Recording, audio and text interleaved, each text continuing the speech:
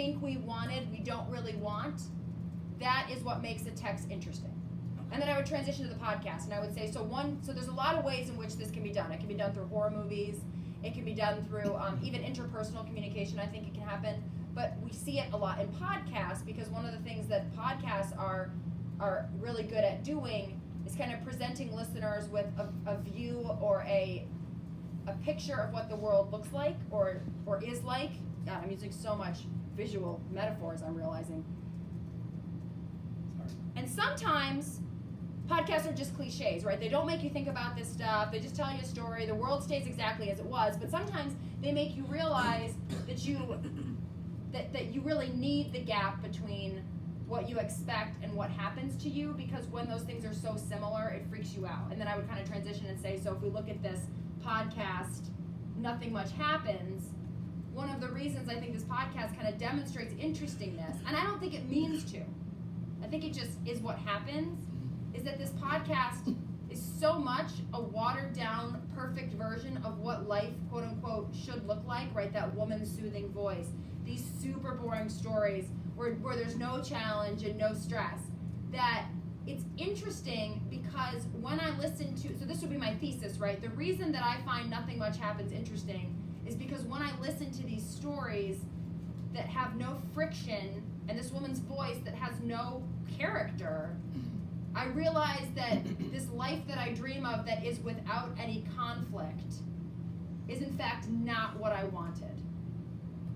Okay. And then I would give some evidence.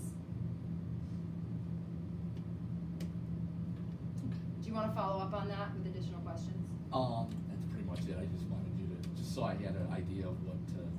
Yeah. And I think all of you are doing this. I mean, every single script, and I'm not saying that you did it well, but it was there. I mean, I have full faith in all these projects.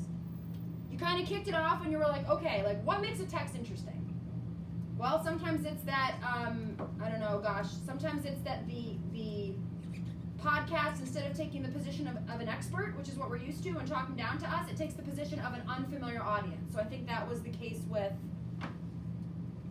a little bit of Jared's podcast, sort of toward the end, I kind of identified that. And then who did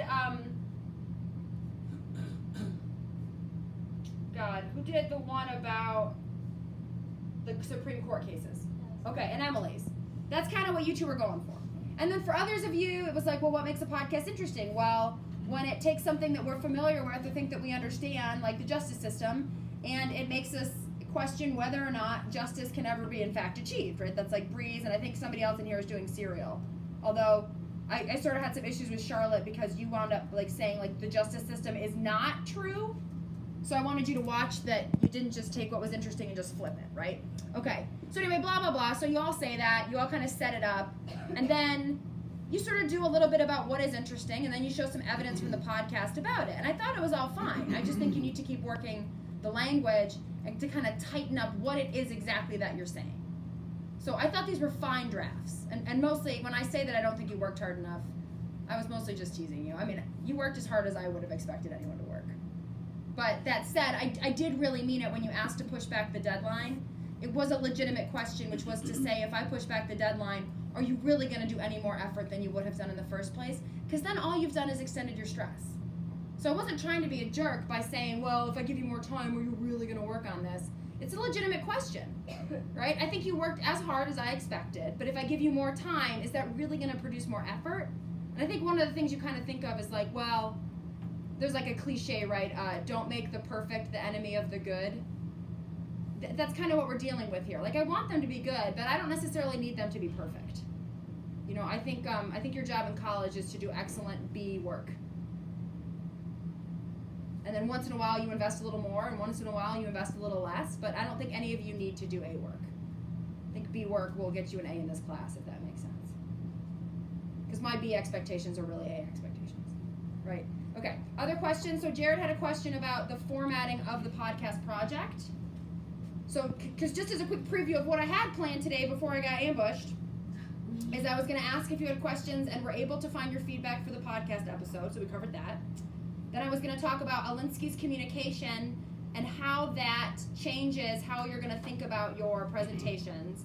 And then I was going to sort of just give some time for us to have Q&A about the presentations, which now apparently are going to take place on Wednesday and Monday.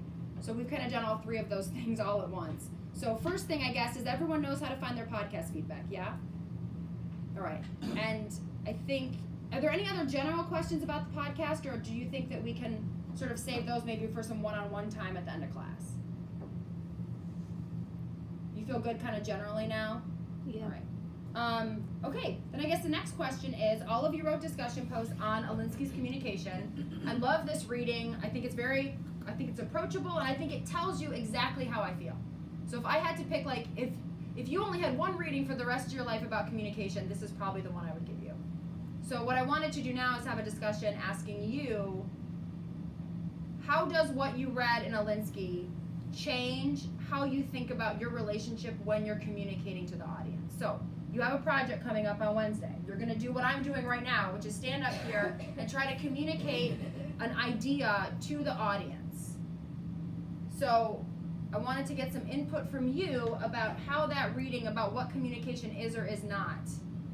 Was there anything that Alinsky said that you sort of thought, okay, I could use this in the way that I act as a public speaker or a communicator?